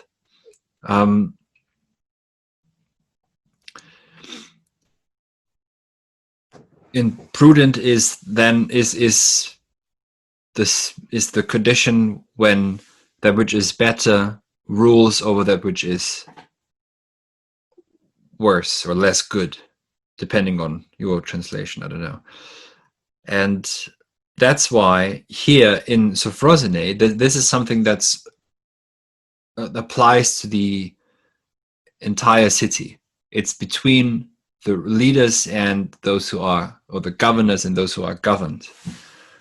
And also, what's governed is also the lusts and drives and desires of hoi polloi, as they say, right? Of the many, of the plebs, as the Romans would say, of the people. And then we move on to justice. And I think, the notion of harmony comes in sometimes, we can mention this, but perhaps justice then as the fourth or highest also virtue is, and here is again, what they're saying here is again playing with or pointing to darkness, hiddenness, concealment, because the place of Dikaiosyne, of justice, is here described, this is 432b, as the place of it is described as dark, inaccessible, and they speak of it as a topos, so that means as a place, and that again is dark and barely accessible. And then they start to pray, Socrates and Glaucon. They pray again. I think it's Glaucon or Demontos. And then, by their first recognition of darkness, of the darkness of this place, of justice, Socrates begins to say that he's now found a trace. And then he says, well, actually, we've been fools at 432d, because they had already, from the beginning, from the onset, ex arche, from the beginning, they had already had justice right in front of their feet. Propodon. And this is what Hegel ultimately says. We're always already with the immediate, but it needs to be mediated. So they've gone through this process of mediating sense, and now they've come back. They're coming back to what it was, which is what? They had made the claim, the thesis, that's the word used here in Greek, thesis, that the city is well ordered if everyone, according to their physis, to their nature, develops themselves and bring themselves to, how did you say this? Einbringen in German. I think it's contributes to the city. Yes, and to do only what's one's own. That is just, and this is a positing, right? It's a thesis. It's posited, but now it has to be. So they come back to their original positing, to their original claim, and now they have to, by going through what we just did, wisdom, bravery, prudence, it now must show itself that this truly is justice that everyone does, according to their physics, according to their nature, and everyone is contributes according to their nature too.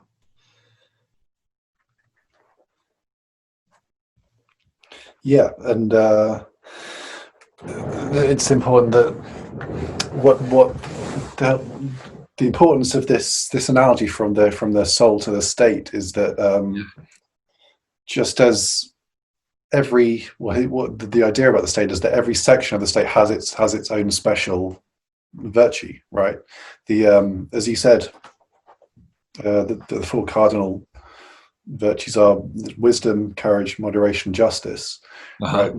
Wisdom is the virtue of the ruler.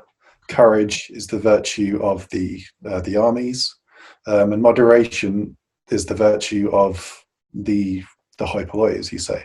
And justice is when all three are in a measured relationship, I guess you want to say.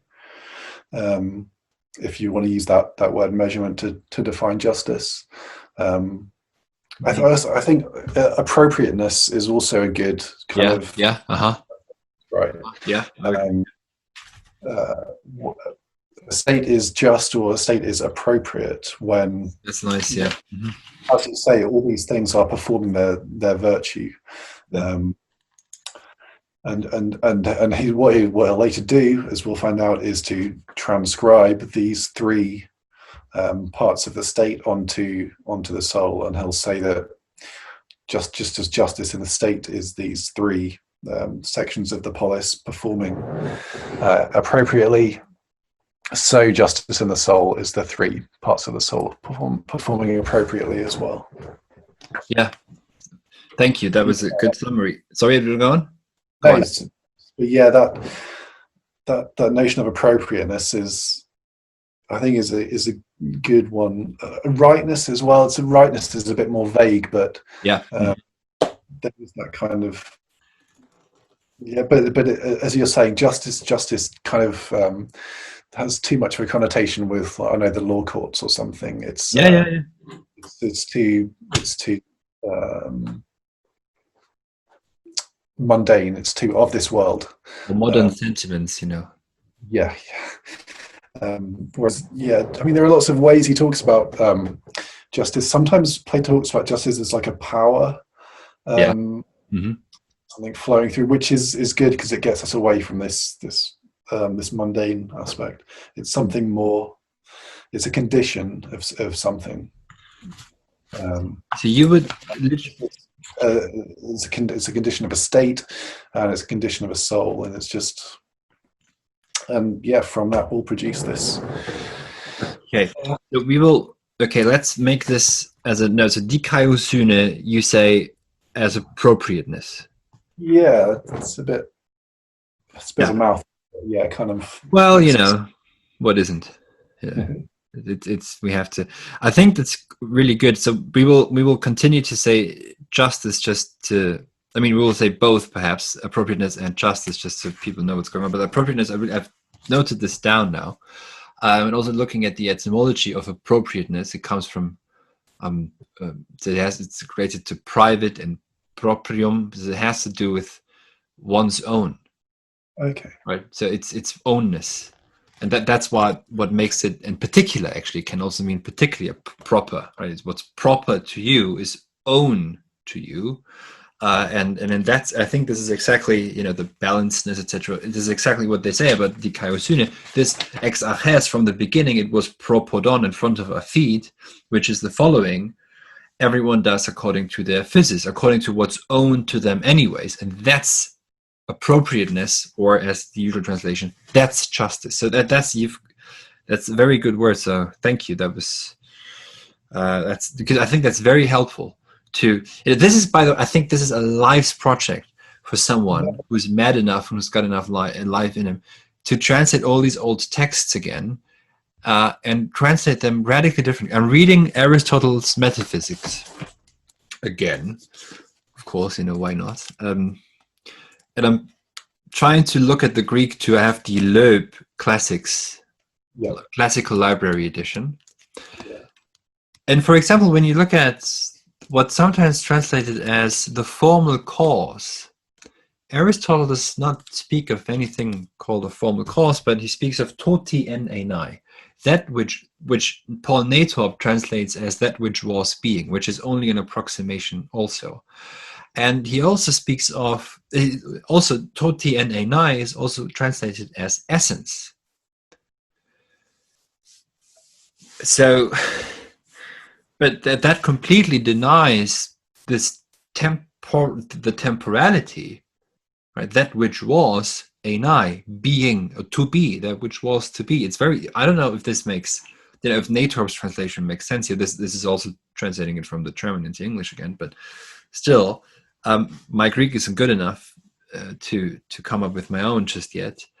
But it would be very interesting to see some of these texts completely rewritten and read and thought through again.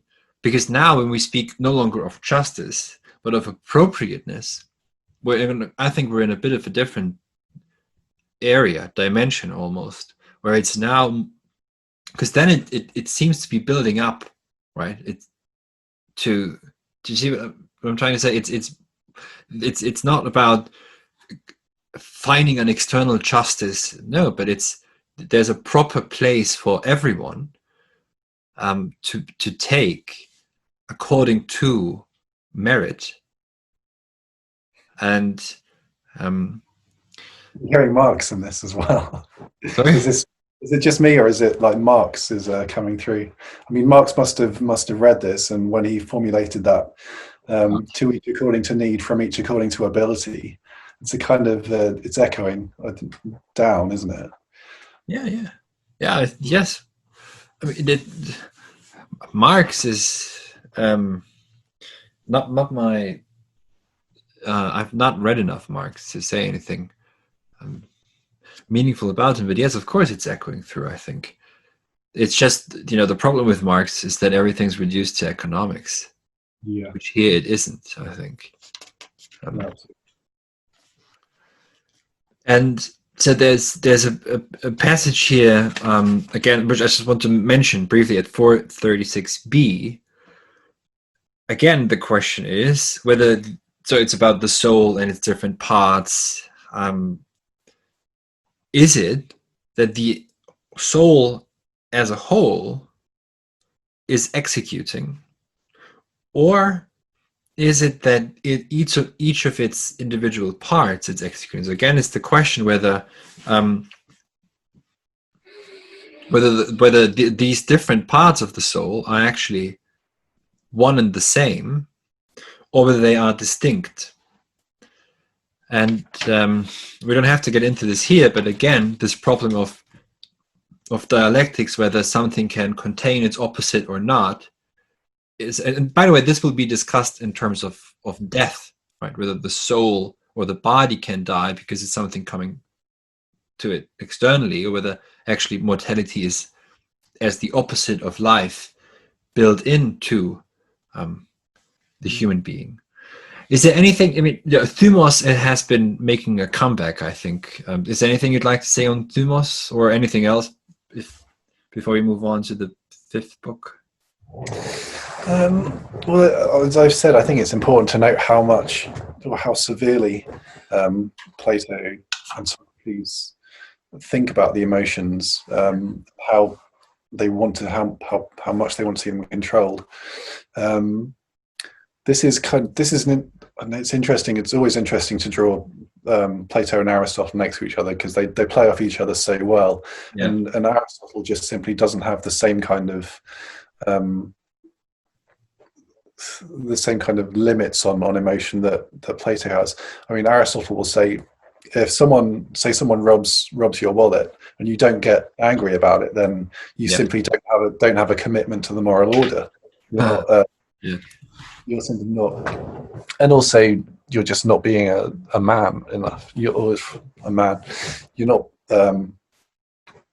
It's just that in itself is inappropriate. It's you should display a certain level of fortitude, and you shouldn't get.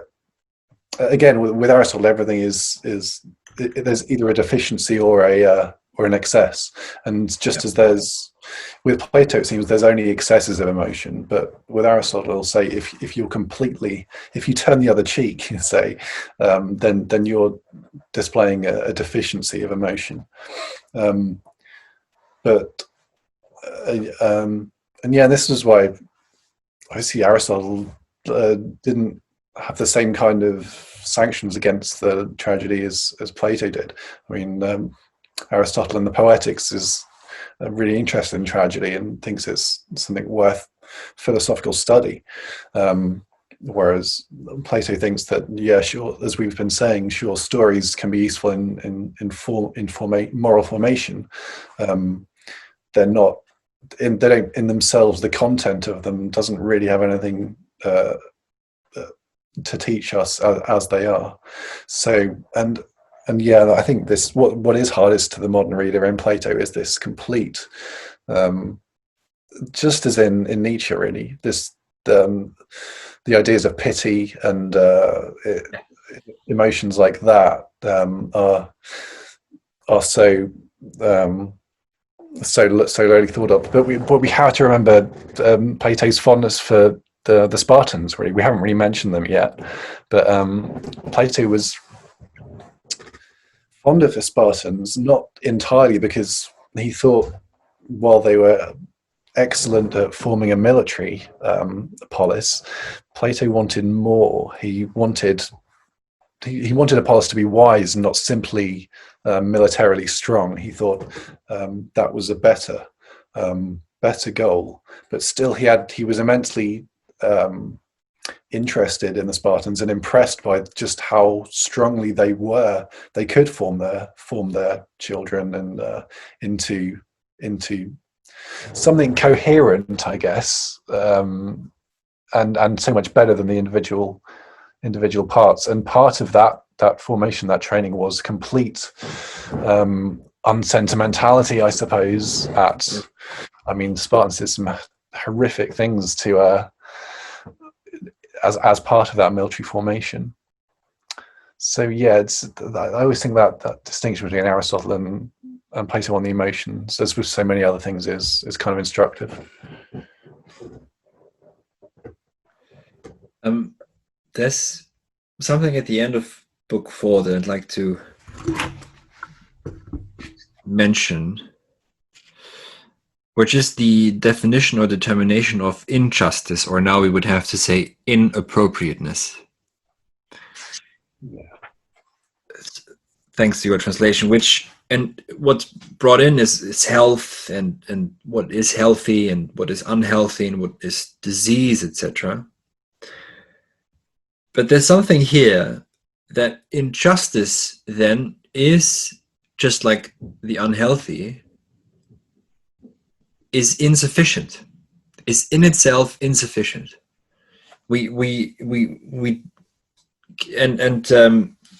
It's so. This is why appropriateness seems to be a really good translation of this word dikaiosyne, which is usually justice, translated as justice, because now, if you think of inappropriateness, is of course insufficiency. One is not in oneself or with oneself and what one can do, but one tries to overpower oneself in order to achieve something which isn't allotted to one, right? So there's certain limitations, natural limitations, that we have to grapple with and deal with in our existence. And it's the allotment that we're dealt with is, of course, very non-modern, this idea that could be some sort of a natural limitation, that perhaps Niederhauser is just a terrible football player, and there's nothing anyone can do about this. And also that, but it's inappropriate then to want more, to not be in self-sufficiency within the polis, of course. And the polis becomes inappropriate, and in that sense also unjust, out of bounds, out of balance, out of measure, when it wants more and more and more and keeps extending and extending and extending, like Rome. When a republic becomes an empire. Yes, exactly. When the polis becomes an empire, it no longer is a polis. It is no longer unto itself. So that's the end of the fourth book, and I think that's why appropriateness, inappropriateness are really very helpful translations in English, and they also are appropriate, in terms of their etymology, I think, because there is this sense of ownness and measuredness and balancedness in the word dike, which is why, of course, the goddess of justice until this day is portrayed with the scale, is it? Yes. And now we're moving on to the last book we've read, and I focused here only on the end of the book, because here dialectics is really coming to the fore. And of course, it's the question whether women and men can do the same that initiates the discussion. And here now, it's very interesting. Plato speaks of the art of the glorious art of contradiction. Dynamistes antilogikes. Antilogikes is contradiction. Technes is technique. And there's a force of this technique. Dynamis is dynamics. It means force of this technique of the contradiction. And now here, the concept of dialectics is also introduced, which Schleiermacher interestingly translates as conversation, which is a very weak translation, I find. It should be, it is, I think it's methodological. It's not just a conversation, so it must be dialectics. However, Socrates or Plato warns against dialectics and also warns against just staying with a word. But what philosophy has to do, and we're back to the point you made also earlier, is that what are these dialogues? They are, speak in very modern terms, training grounds for philosophy, for philosophical things. You cannot just, Socrates warns us, or Plato, fight over words, but you have to get to the concept. There's a difference between just words and a concept. And the concept, again, is auto kath auto, is in and for itself thought, and not just a word and its meaning. So I don't know if you want to say something on that before I keep rambling on. But no, it's interesting. What section in particular were you thinking when you say the end? Well, I was just this was at 454 where, or 454a, where dialectics is mentioned, and now I'm looking mostly at the end of this section. So I just mentioned this again because dialectics again is making an appearance, and it's pointed out that we need to get to the concept. So this means we can forever talk about the meaning of the word just, but we need to get to a concept that in and out of itself explains something. We don't need to look at the consequences, for example, so we need to get to the concept of beauty. So this is already introducing, of course, what now people call the theory of forms. But now, 471 is where, on the possibility of this polis, Socrates, so 472, Socrates reminds us that the question at the beginning was, what is justice? Or now, what is appropriateness and what is inappropriateness? And then and this is the word that's used in Greek, is paradigma, paradigm. The paradigma of the polis, the paradigm of the polis was made or introduced in order to address this question of appropriateness, inappropriateness. And then, of course, the question is whether this paradigma, this paradigm of the city, gets at the true essence of the polis, of its truth, of alethes physis. So that's the Greek so alethes, true, physis, of the true nature of the polis. And here, I noted down, this is my comment, is that if we read this immanently, then that's where Plato tells us why the philosopher has to rule the city. And now we don't imagine a king sitting on a throne. Don't imagine anything like this. No. The philosopher is who? Is the one who knows what is and what is not, and also sees that which is mere doxa, in the in-between state. So in order to enact a paradigm, to get to the true essence through a paradigm, which we always need, so we need the paradigm. You said something like the blueprint. Could also be understood differently, right? That's why you need the philosopher, because the philosopher is the one who does see the true essence of a polis, and therefore can see this is appropriate, this is not appropriate, this is proper to it, this is not proper to it. Hence, it needs the philosopher as guidance. There's a very interesting writer from Colombia called Gomez, Sevilla Gomez, who said as soon as the philosopher leaves, as soon as the philosopher fails to lead, the journalist takes over. But yeah, that's just happened. So here, I think this, and I would have to say, I have to sit down and write more about this. But I think my point is maybe a strange one. But without the philosopher, that means without the one who decides and can distinguish between what is not, and what is a mere representation, image, idea in the modern sense, right? Which is just a mirage, a simulacrum, a copy, I think we would say, just a mere imitation.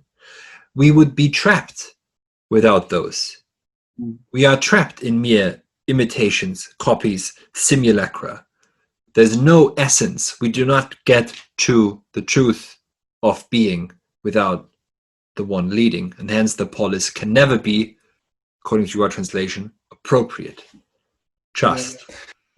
Yeah, I mean, I mentioned before about maybe I'm obsessed with this geometrical mathematical thing. No. I think it's important. Yeah.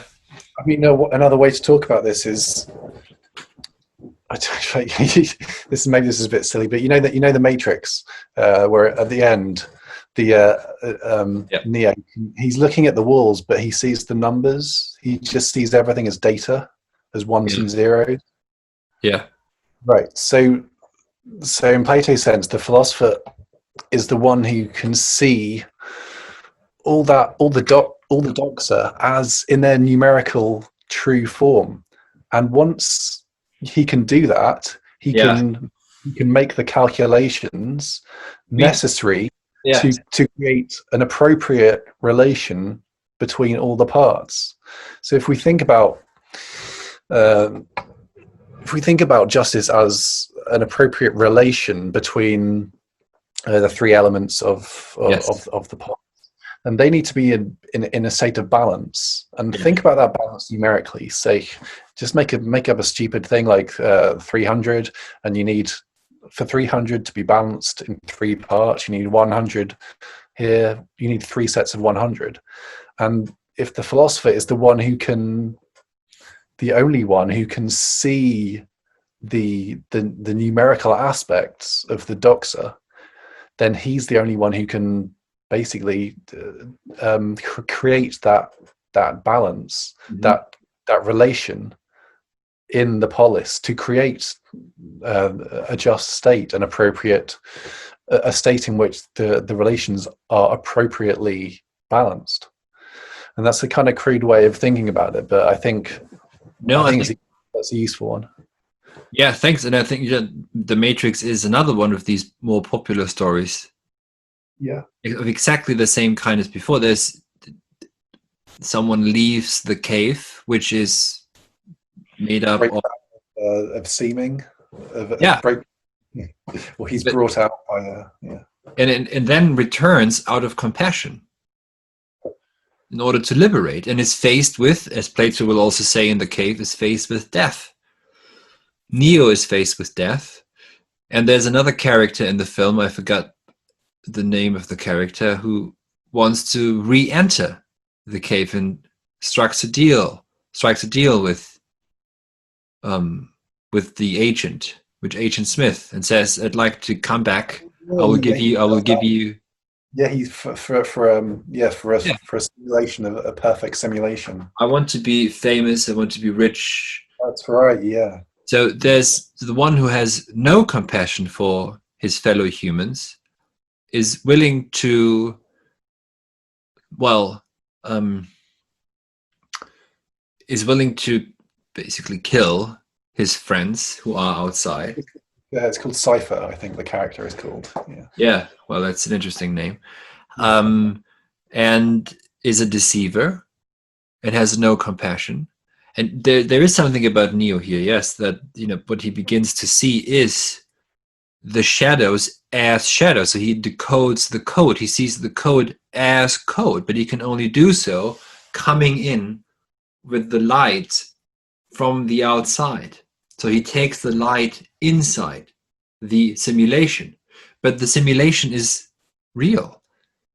The doxa is it's not, it neither is, but it isn't, but so it is not, but it is not either. Yes. Yeah. That's, you see, this is what, so and quite obviously this was already the problem for Plato in a different way, and for us now, of course, it's becoming more pressing, perhaps, with AI and virtual reality and all the other funny things. But here is exactly it's exactly shown, right? That this, you can't say that it isn't, because it, well, but you can't say it's not at all either. So it must be somewhere in between. It's in doxa. And it's interesting that Schleiermacher in some passages translates doxa as representation, Yeah. imagination, images, fantasy, we could also say. And here at 476a, then towards the end of the fifth book, he says that the philosopher knows. The philosopher does not just see singular things that are beautiful, but sees beauty itself. At 476d, Plato says the philosopher knows. And the non-philosopher, remains in doxa. 476e, gignosce ti. That means the philosopher knows what is. And then he knows what is not as well. And he knows that this cannot be known. Ukun, that which not is. So that's what the philosopher brings. And so the philosopher sees the essence. And this is exactly also what Husserl will say, right? We see the eidos, Wesensschau, the intuition of essence is possible. Contra Kant, whose world boils down to an illusion, really, the phenomenal world. And I guess Schopenhauer wants to criticize Kant in the same way. He says we can see the world through ourselves because we, not by looking out at doxa, but our experience of our own bodies is the route into the in itself. That's a problem in and of itself, to speak philosophically, because Schopenhauer misunderstands Kant. But we can maybe we can. I think, but when I was studying Schopenhauer, I was thinking he was Schopenhauer. I always create these kind of, so a lot of philosophers kind of mix up two other philosophers, and for Schopenhauer, it's Plato and Kant. Right, you get the. But that's just exactly. But that's exactly. So he misunderstands that. He thinks that Kant is engaging in an ontology, which he isn't. But yes, exactly. So this is where would be the bridging between Plato as an ontology. Exactly. Maybe we should do one on Schopenhauer at some point. Maybe it's a long book, but. Oh yeah, it is actually very long. Yeah, maybe just parts of it. Beginning, and then aesthetics and more of the pessimistic passages. But maybe when it gets darker again in the fall, it's appropriate. And I don't know, jump in whenever you'd like to say something, because I'm coming to the end of this. It's so here then, he speaks of Erkenntnis in German, is a translation of gnosis, of knowledge, that knows being. And not knowing is strictly related only to not being. So knowing is related to being, not knowing is related to not being. That's 478b. And anything that's in between is doxa. That's what they call it. It's brighter than not knowing, doxa, but it's darker than knowing. That's how it's described here. And it's something where it's unclear whether it's, at least that's how I understood it, whether it participates in being and not being, or in whether so it has any part of the two. But it actually lies in between. And here's something else that we haven't really said yet.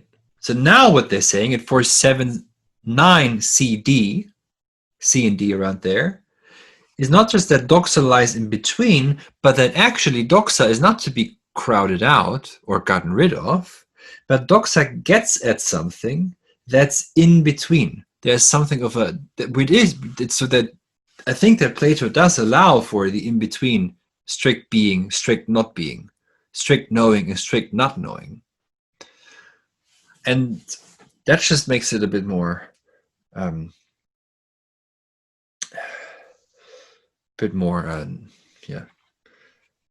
nefarious, because doxa is that which is between ousia, and so it has its place. It has its place, and it has its place, and it has its right. And you were talking before about stories to tell children, right? So yes. Useful falsehoods. So in this way, the stories have their uses.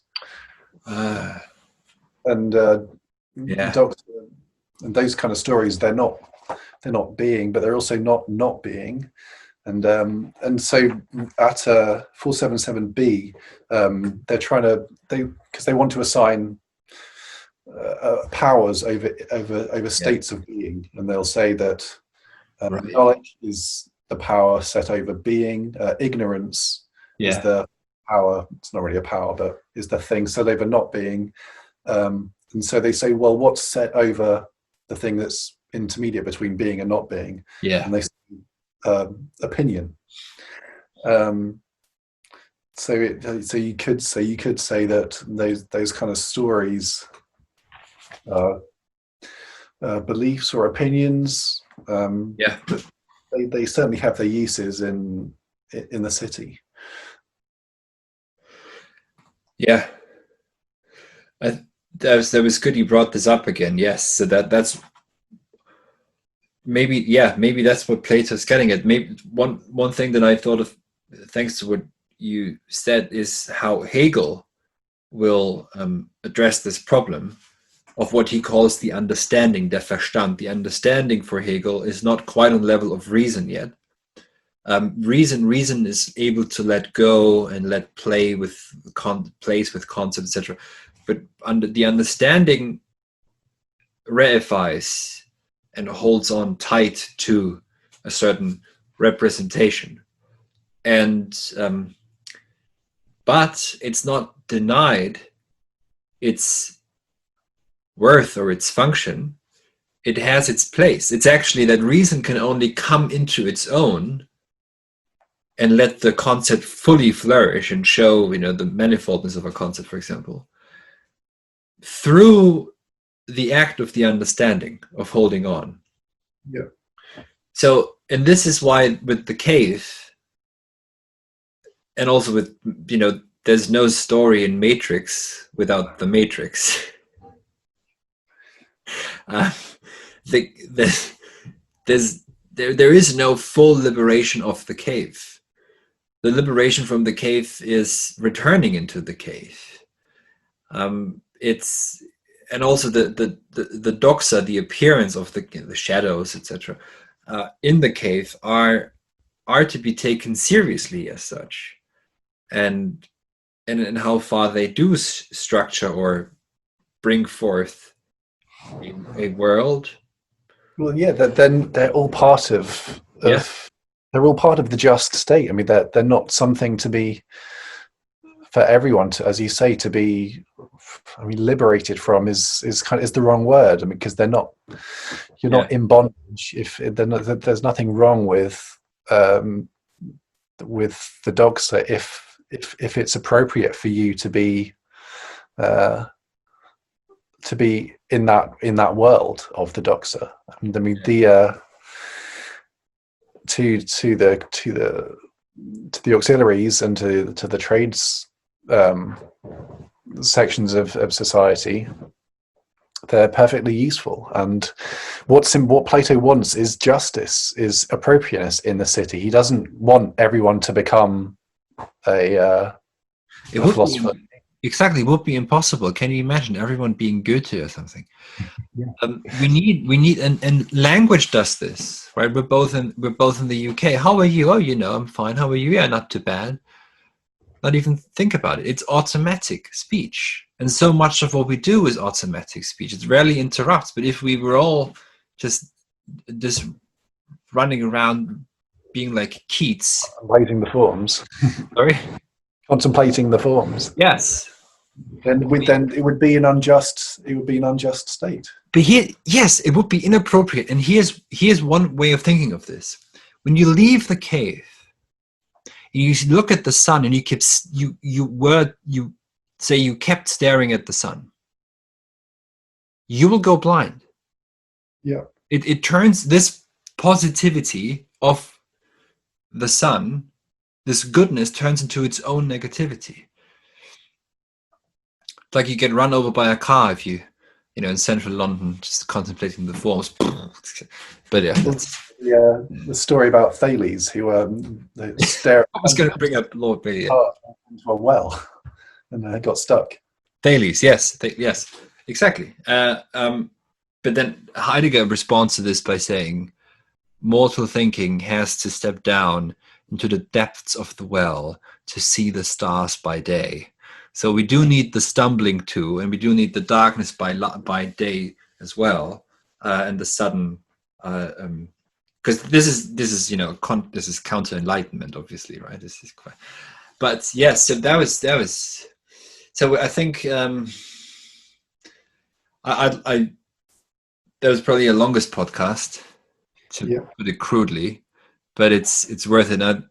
I'm not sure we've done it justice, but people can leave comments what they think we should have perhaps pointed to as well in the book, and we'll take about a month in between this and the other recording, so we'll have enough time to come back to this, and then when we do the second half, we'll come back to this, and maybe I think it'll be, because I think the second half will probably explain more about the first half than about itself, thanks to the analogies of lion, sun, and cave.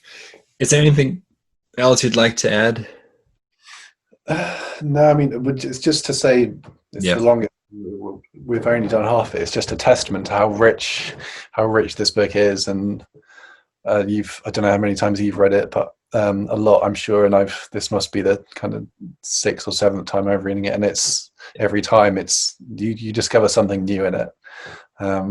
Which you can't say for all philosophers, even some philosophers I love. It's simply inexhaustible, and in the kind of in the thoughts it stimulates. And yes, coming back to it, I want to say this is because of its conversational form. It's not thematically laid out. Things will jump back and forth. So in a modern sense, it's a really messy book. He hasn't laid out his theory in a logical ABC way, but it's just a pleasure to read, and it's why I think it's always a great first philosophy book to read. I think this was the first philosophy thing I read, and it's just a great kind of welcome into as I say, the practice of philosophy. You don't read this to learn the theory of the forms. You learn it to engage, to enter that cave, to sit amongst those people and just enjoy yourself. So yeah, if I was saying something or any advice to anyone reading this for the first time, don't go in it kind of saying, oh, I must learn all the theories in this book and all the knowledge. Don't worry about that. Just kind of enjoy being there, really. And All right, then. Thank you.